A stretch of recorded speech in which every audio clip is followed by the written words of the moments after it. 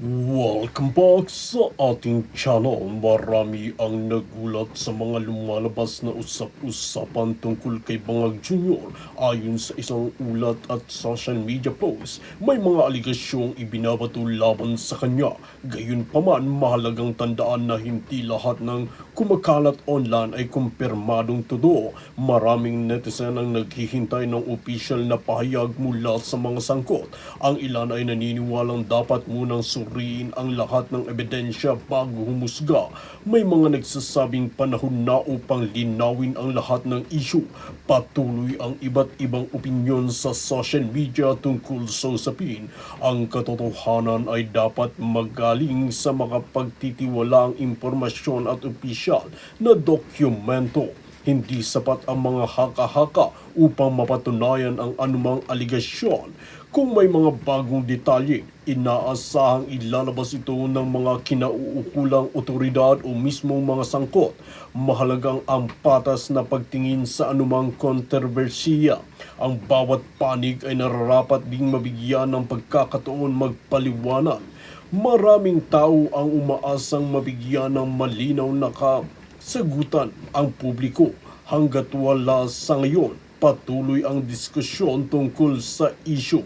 Mainam na iwasan ang pagpapakalat ng impormasyong hindi pa napapatunayan. Ang responsibilidad at responsableng pagbabahagi ng balita ay mahalaga upang maiwasan ang maling impormasyon. Ang opisyal na pahayag at mapagkakatiwalaang ulat ay dapat gawing batayan. Anumang bagong impormasyon ay dapat surihin ng mabuti bago paniwalaan. Ang katotohanan ay mas mahalaga kaysa sa mga haka-haka at viral na usapan. Sa huli, ang publiko ang makakabuo ng sariling pananaw batay sa beripikasyong impormasyon at mga opisyal na pahayag. Well, mga kaibigan, kung bago ka pa lamang sa aking channel, huwag kalimutan i-click ang subscribe button at notification bell para lagi kang updated sa ating mga nagbabagang mga balita. Trabaho. 'Di ba gano'n ba kayo? Iba na mga bata ngayon, eh. Mga yawa na yung iba. 'Di ba tayong generation natin, mga kababayan, kahit na ang nanay natin may pagkakamali man sila sa buhay nila or lalo na kung mga from kahirapan ka na buhay. Ako noon, I swear to God, nung nag-start ako nagtrabaho at young age o nagbebenta ako ng mga baso, alam niyo yun, 'di ba? Papahulugan ako ng mga baso o mga kung ano-ano mga paninda. Bibigay ko yan sa nanay ko. Nagtrabaho ko, bibigay ko sa nanay ko, kukuha lang ako ng pambili ng Hanes at ng jeans kasi, burgis ang datingan ko, gano'n lang ako. Kinuha ko lang yung pambili ko ng t-shirt na ganyan, mga 150 at dollar 50, ₱150 siguro, tapos jeans, tapos sapatos na mumurahin lang siguro, tapos bibigay ko na sa parent ko kasi, para may pambili ng mga anik-anik. Ay, gano'n talaga ako, eh, 'di ba? Pero siya, itong garapon, "'Di ba itsura ng nanay mo?" Ay hindi, patay na pala siya bago siya kausapin. Di man lang makadamit ng maayos. If you talk about millions, may 8 million siya, hindi man lang mabili ng maayos na damit. You flex about Rolex, nag-flex ka, may kotse ka, yung nanay mo mukhang kawawa. Right? Una mong iangat ang magulang mo o pamilya mo, no matter what. Pero siyempre, ayun, papasok naman ako sa OFW. Hindi naman natin lahat, ito lang, ito yung negative side. Huwag naman kayong umasa sa mga ate at kuya nyo, naiangat na lang kayong lahat. Tumulong din kayo. Right? Ito na naman tayo, papasok na naman tayo sa OFW problem natin, yung ating dilemma sa pagiging OFW o Filipino abroad, di ba? Di ba itsura ng nanay niya? O, ba't ako napunta dito? Kung ako magulang niya na may matinong pag-iisip, hindi ko hayaang pagpiestahan yung pamahal ko sa buhay, selfie dito gagamitin sa kanilang mga vlog. Para pagkakitaan, patay na pinagkitaan pa. Well, may balik naman, merong pakimkim si bangag. Sagot nga lahat, di ba? What I'm trying to say, I don't know Garapon's mother, pero nakita ko, kawawa talaga. Wala namang kasalanan yun, eh. Kung anong landas na tinahak ng kanilang anak, nasa tamang edad na, walang kasalanan ng magulang doon. But I don't know kung paano siya pinalaki ng magulang niya, pero nakita ko yung itsura, mukhang hindi siya naglo-look down tayo. Kagaling din ako sa kahirapan. Pero nung ako nagkapera ng hindi naman nagkapera, yung kunyari sumweldo kang ganyan, 'di ba, bibili ako ng bonggang-bonggang damit. "Oh, mother, this is maganda 'to. Bumili ka ng ganyan, ganyan, ganyan, para bongga ka, para pareho tayo. Oh, kabog sa banga, drama-drama." Hindi po puwedeng ang yabang-yabang mo sa social media, nagfe-flex ka ng milyon-milyon, ta's kunyari, ako nakaganito ako, ta's yung nanay ko guroy-guroy, guray-guray na parang butas-butas, 'di ba? Kasi dinala ko sa Amerika yung nanay ko, siya na nga lang sumuko, taba niya na daw. Ang taba niya na, problema niya na ngayon mag-diet, 'di ba? Nung dati, nung pumunta siya, siyempre bago pa lang sa Amerika, hindi mo naman titikman lahat ng mga ibang mga pagkain na hindi mo natikman sa Pilipinas, unang-una mahal. Di maya-maya nasa restaurant kami, di sumusuko yung nanay ko, "Kain tayo sa ganito, mag-Beverly Hills tayo, mag-Waldorf tayo, mag-social climbing tayo doon, montage tayo." Siyempre di pa niya napupuntahan, di ba? Gano'n. Anong sabi ng mother dear ko, "Huwag tayo kumain ng mahal dito, sa bahay na lang tayo." No, gusto ko lang ma-experience mo yung mga dramatization 101. Dadalhin ko sa bar, magpakasaya tayo, feeling teenager. Anong punto de vista ko dito? 'Di ba? Hindi po puwedeng ikaw lang ang umangat, 'di ba? Yung nanay mo iwanan mo mukhang ewan, 'di ba? Nang mukhang guro-guro, kawawa itsura ng nanay, 'di ba? Kaya 'pag umangat kayo, sama niyo na yung mga lahat, 'di ba? Sama niyo na lahat sa pag-angat. Kaya bilib ako sa mga tao na na talagang inaangat lahat. Yung iba nga lang sobra hindi yun na makayanan dahil lahat inaasa naman sa inyo. But that's another story, mga palangga. Ang punto de vista natin dito ay talagang dinidiin nila sa sa mga Duterte. Lahat na lang. Pati yata 'pag lindol isisisi kay Inday Sara. Pati 'pag ulan, mga putang ina. Right? You have to love your mother, your parents. Wala na kasi akong father. You have to love your parents no matter what. Kahit ano pa, mga kababayan, dahil ang kayamanan sa mundo ay ang pamilya. Kahit minsan buwisit na yung pamilya, wag lang yung katulad ni Bangag na addictus. Hindi yan, hindi dapat yan, hindi yan dapat na sa impyerno na yan. Kahit ano pa mangyari, you have to love your parents. Kahit, mga kababayan, kahit hirap ka na, kasi naniniwala ako na siniswerte ka. Pag nirespeto mo yung mga magulang mo, siswertihin ka sa buhay mo. 'Di ba? Sinuwerte kayo, 'di ba? Pero sa totoo lang, nakita ko yung hindi naman tayo masamang damo katulad nila. Nakita ko yung nung parent nung ni Garapon. Nakaramdam ako ng awa. Kasi alam ko ginamit yung anak niya. Kung ano man naging desisyon ng anak niya, for sure wala siyang kinalaman doon. Natural kung hindi nakapag-aral, 'di ba? Kung ano na lang siguro, math, ganyan, chuchu.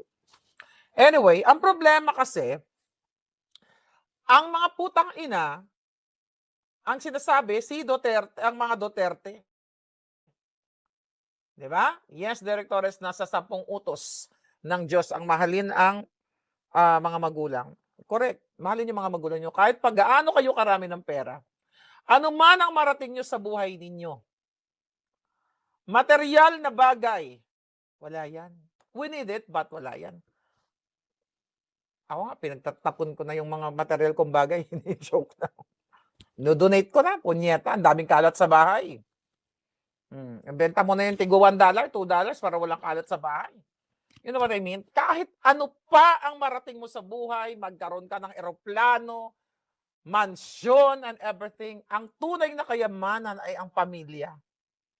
At huwag niyong kakalimutan ang inyong pamilya.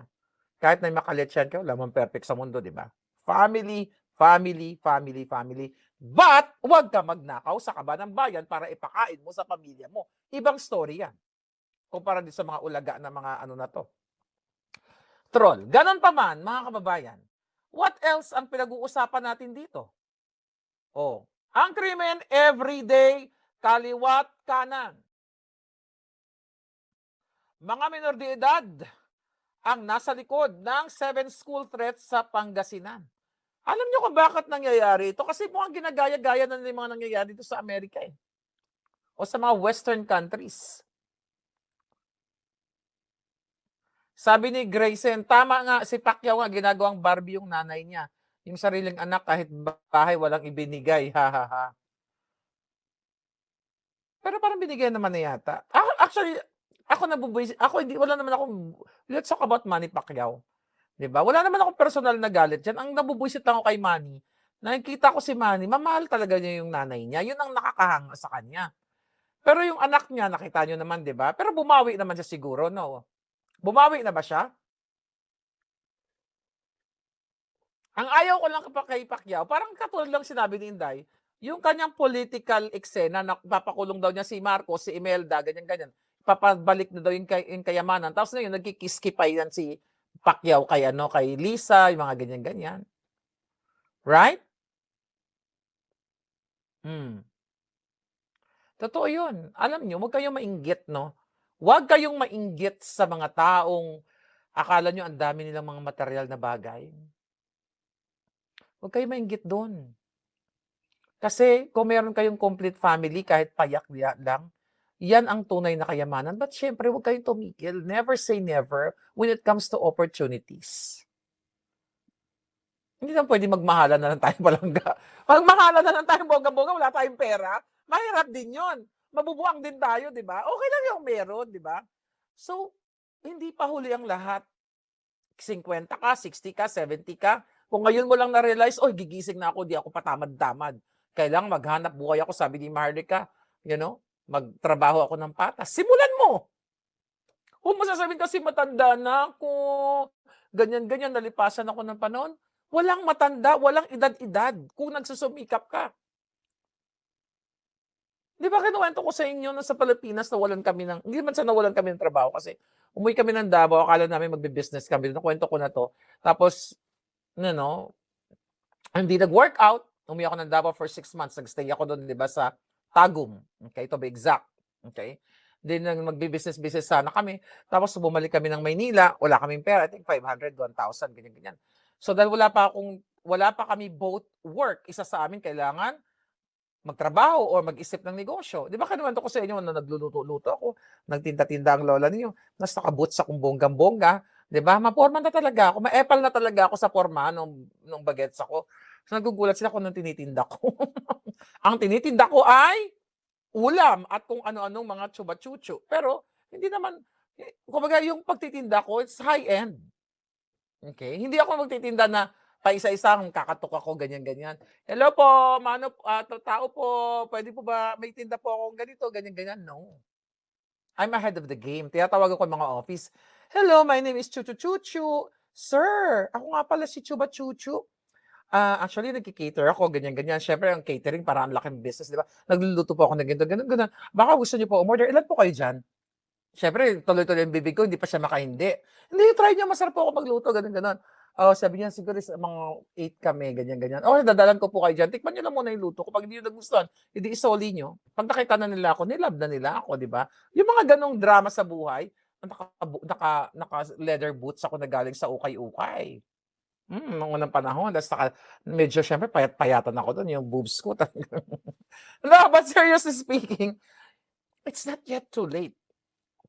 Okay? Kesa naman maging attack dog ka ni bangag. It's not yet too late. Magtrabaho kayo. Itinda nyo lahat ng pwede nyong itinda. Oo, mas okay pa nga magtinda kaysa magtrabaho. At isawak mo oras mo. Kung magaling ka magluto, kung magaling kang teacher, mag-tutor ka, whatsoever. Kung may mga damit ka dyan, may mga paintings ka, ganyan-ganyan, ibenta mo na lahat. You know what I mean? But sa totoo lang, okay, alam ko nag-enjoy ka pag ito yung usapan natin. Kasi lahat ito puro inday na lang eh. May naman nagbibenta ako ng mga pants, accessories sa office ng cousin ko nung bata pa ako, sabi ni Barkadahan. Diskarte sa buhay, sabi ni Derek Torres. Yes, Ania, mabuhay ka palangga. Isa ka sa matapang na Pinay. I love you. I love you too. From New Jersey, si palangga. Yes, totoo yun. Kasi na mapapasok ka sa sindikato, yung mga hayop na yan, may balik yan. Magsumikap tayong lahat. Samahan niyo ko. Magpayaman tayo. No, kasi ang hirap talaga sa Pilipinas, sa totoo lang, ang hirap ng oportunidad, alam ko, sa Pilipinas. Pero, alam natin demonyo yung gobyerno. Pero wag niyo nang idibdib alam ko talagang nakakabwisit ako, nga buwisit na buwisit ako. At the same time na nakikipaglaban tayo sa mga demonyo, gumagawa din tayo ng trabaho. 'Di ba may time tayo sa pakikipagpolitika, pwede niyo naman ako i-replay. Kunyari si Maharlika nagdadadakdak na naman, ayoko ma-miss yung live niya. No, pwede niyo i-miss yung live natin. Babalikan ko na siya mamaya, rarakit muna ako, right? Yeah. Kasi kasi papasok ka sa ganyan, katulad ditong ni Garapon, anong nangyari sa kanya? Easy money, bang, bang, bang, di ba? Nakita nyo ba? Ang mga pumapasok sa sindikato, hindi sila tumatanda. Swerte ka na lang kung tatanda ka. Bakit sila hindi tumatanda? Kasi namamatay sila ng maaga. Kaya kayo, I'm warning you na mga tauhan ni Bangag. Ako duda ko ang mga bangag din na nagpagurgor dyan kay Garapon. Kasi hindi nila mailabas kung sino ang gumurgor eh. Puro ganito, di ba? Walang pangalan, walang mukha. Yan ba ang tamang investigation? Anyone here? Agent Morales, are you there? Paano yung investigation ng mga polis? Pwede mo bang sabihin, ay oo, yung pumatay niyan yung negosyo niya. Hindi mag-i-end doon. Nasaan yung kanegosyo niya? Sinong tarpulano yun? Hindi pwedeng ilabas sila sa media, tapos na. Tapos, gagawa siya ng mga kasinungalingan, si Sarah, ganyan. Sila rin yun, nandoon na sa burol yung doon. Bakit sila parang lahat sila pumunta doon? Na hindi naman kailangan pumunta. Sino ba yung putang inang yun? Alam mo yung guilty feeling na parang, di ba kinuwento ko na sa inyo na maraming crime na kunyari, sige, kunyari, may mga for hire pa nga, di ba, mga crying chuba, yung kawawa, kaluluoy, pero yung palang pumatay. Di ba? Hindi natin alam, baka si Chucky ang sumakal. Si Chucky ang bumaril, hindi natin alam. Right, Rayson? Thank you.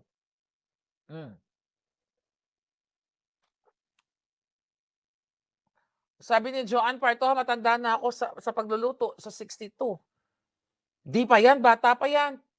Yung mga light lang, yung wala masyadong halo-halo. O di mag-salad ka, nagbebenta ko dati ng salad. Malamig yun. At saka halo-halo. Diba? Gusto ko yung mga, mahilig kasi ako magtinda ever since talaga. Tinda ng kung ano-ano. Anyway, di ba? Barkada, basi si Chucky ang naggurgur. Di ba? MJ Park. Ang ate ko nagtitinda noon ng bawang. Speaking of bawang, may kwento ako dyan. MJ Park, ang ate ko nagtinda noon ng bawang vendor sa market din. After nun, papasok sa college din, naging 3 years, private teachers din, naging 9 years, public. Yes!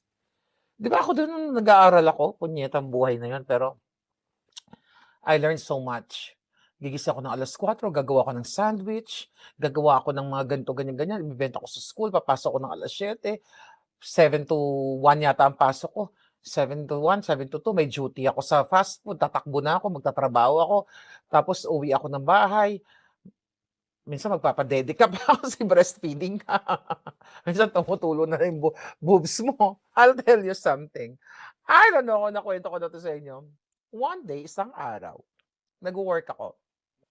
College days. Okay? Na may Jonakis. Sa isang restaurant. Okay? So, breastfeeding ako eh. Okay, breastfeeding ako. So, yung boobs ko talagang namumukadkad. Gustong kumawala yung gatas.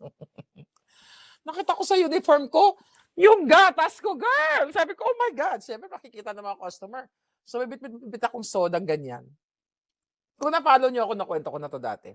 Huwag na to, baka maibos. So, nabit ako ng sodang ganyan. Na order, ganyan. Ang ginawa ko, nakita ko yung mga kasamaan ko.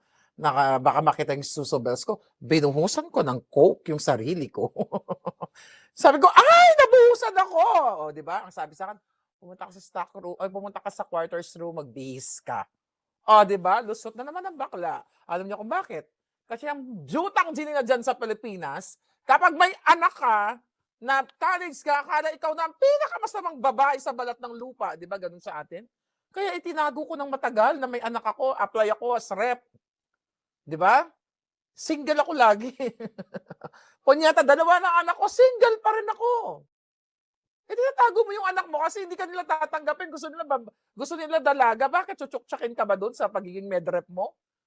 Ayun ba ang kailangan? Single ka? Dahil pag hindi ka single, paano ba? pag single ka para magustuhan ka ng mga anik-anik, 'di ba gano'n? Gano'n pa rin ba sa atin? 'Yun ang gusto kong 'yun ang nakakabwisit sa atin. Kaya na ako'y nagtatrabaho, bawal 'di ba yung anak, dapat with pleasing personality, kumpleto naman ako nun. Single. Single naman talaga ako, yun nga lang, medyo nakis lang. Yan ang punyetang batas na dapat ilagay sa batas yan. Yan dapat ang bill na sinusulong ninyo, mga hayop kayo, na walang discrimination. Sa atin, pag 40 ka na, hindi ka natatanggapin, di ba? 45, di ba? Ganyan-ganyan. Dito, 45, sa McDo, 50, 60, 70. Hanggat kaya mo pa. Right? Yeah, totoo yan. Natawa si Julia. Oh, ganun. Sabi ko, yung boobs ko, galit na galit. Kasi breastfeeding ako. Nakita ko, bumabakat dito. Sabi ng cook, ay, naubusan ako. Nabuhusan talaga. Dilusot na naman ang lola ninyo. Those were the days. Naisahan ko sila. Anyway, mga kababayan, mahirap pumalap ng trabaho pag may anak. Diba? Ganun sa atin. Tapos, wag na, baka ano pa maikwento ko. Naalala ko na may mga kabataan ko. Alam niyo naman, ating mga kabataan, okay. Habulin. Di ba? Habulin ng mga aso. Mga asong cute. Alright. What else, mga kababayan? Ba't ba yung pinag-usapan natin yung mga nakaraan natin sa buhay? Recently, ito, bago Higit na 20 malversation cases versus Guardiola. Umabot sa 879 ang pinag-uusapan. Umabot na sa preliminary investigation stage ang non-bailable malversation complaint laban kay CWS Party List Representative Edwin Guardiola na may halagang lagpas 879 million ayon kay Remulla. Ano kaya nangyari dito? Nagka-leche-leche na naman kaya sila. Kasi expose ko to si Guardiola at ito din ang expose ni Leandro Leviste. Diba? Pananagutin kaya sa 879 million na di umanong kinasasangkutan niya sa flood control. Wala na to lahat. Hindi na tayo maniniwala kay Remulla. Diba? Lahat ng mga binabalita nila dito, mga kababayan, ito ay optics lahat. Tignan mo si Tambaluslos. May bahay. Ano mga bahay niya? Diba? May bahay sa kung saan-saan. Sa Espanya. Alright? Saan ang bahay niya? Sa Spain. Sa probinsya nila. Diba? Sa Amerika. Dapat bawiin natin yan. Magkano lahat yan? Ano sabi ni Bangag? Imbestigahan? Asan investigasyon? Bakit hanggang ngayon si Romualdez namamayagpag pa rin? Right? Yes. Sabi ni Grace, discrimination, yun na nakakalungkot sa atin, sa bayan natin. Naawa ako sa inyo. Okay. Ang 40, ang 50 mukhang 25 lang. Pwede pa magtrabaho sa McDonald's, di ba? Kung yun ang kinakailangan. Pagdating sa atin, pag 40, parang tigulang ka na. Di ba? Ganun sa atin. Buisit, di ba? I wonder, tapos ipapakulong nila si Leviste, sabi ni Barganan, ay nako, hindi naman kaduda-duda yan palangga. Hindi naman kaduda-duda yan. Luto na yan. Lahat-lahat ng kumakampi sa katotohanan ay gagawa nila ng paraan kati ng buhok. May nagtanong, sasagutin natin. Sabi ni Roland, Miss Maharlika, bakit hindi ka sumali sa Binibining Pilipinas noong kabataan ka? Unang-una, kapos ako sa height. Meron tayong alindog, meron tayong katawan, pero kapos sa height. I'll tell you another story. Nakwento ko na rin siguro. Kaya alam mo, kaya kung ako ang mambabatas dyan, yung mga batas na isusulong ko, yung kapakanan lahat ng mamamayang Pilipino, hindi yung puro kapakanan ng mga oligarchs, kapakanan ng mga demonyo. Why? Good question yan. Nag-apply ako, flight stewardess. I remember parang Ano eh, Middle Eastern Airlines. Nakalimutan ko lang kung basta hindi Middle Eastern yung airlines. I just forgot. Ano kayo, magsulat kayo dyan, baka maalala ko. Mga kasamahan ko, 5'7", 5'8", ganyan-ganyan. Tapos ako, nakatakong ako. Tapos ang sinusukat ako, tapos palibas sa nakatakong ako, nakatingkayad pa ako. Ay no, nagtitip, natingkayad. Nagtipto pa ako gano'n. Sabi ng manager, sabi niya ho ba rin, Saudiya! I think Saudiya. Yeah, I think Saudiya. Hindi ako tinanggap dyan eh. Pero may kaibigan ako dyan, Saudiya Airlines, si Yvonne. Hoy, Yvonne! Real Lubit, how are you palangga? Saudiya ba o Emirates? Maybe Saudiya, I forgot na.